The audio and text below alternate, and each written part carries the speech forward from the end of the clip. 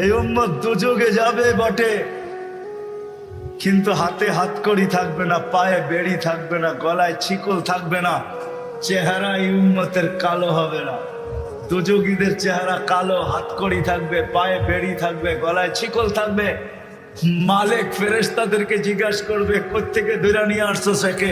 হাতকড়ি কই, পায়ের বেড়ি কই, গলার ছিকল কই, চেহারা তো জকজকে, বুলে কাকে ধরে নিয়ে আসছো? ফেরেশতারা বলবে, বুলে আনি নাই, হাতে ধরায় দিছে, নিয়ে আসছি। আল্লাহ জবাব দিবে, ওই ব্যক্তি জবাব দিবে না, ফেরেশতাও জবাব দিবে না।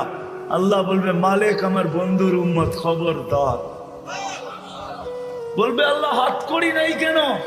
যে হাত উঁচুতে ব্যবহার হয়েছে ওই হাতে হাতকড়ি লাগে না। পায়ে বেড়ি নাই কেন? বলে যেই পাও মসজিদের দিকে হাইটা গেছে ওই পায়ে বেড়ি লাগে না। চেহারা ঝকঝকে, গলায় ছিকল নাই কেন? বলে যেই কপাল আমার কুদরতি পায়ে লাগছে ওই চেহারা কালো হয় না, ওই গলায় বেড়ি লাগে না। হাত পাও আর চেহারা ছাড়া বাঁকা শরীরে আগুন লাগায় দাও। মালিক আগুনকে হুকুম করবে, খুশি ধরো।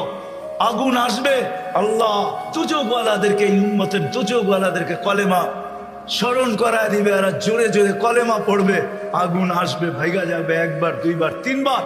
মালিক আগুনে লাঠি চার্জ করবে, আল্লাহ আগুনের মুখ খুলে দিবে, বলবে, লাইসালি সুলতান আলা মান ক্বালা লা ইলাহা ইল্লাল্লাহ মুহাম্মাদুর রাসূলুল্লাহ।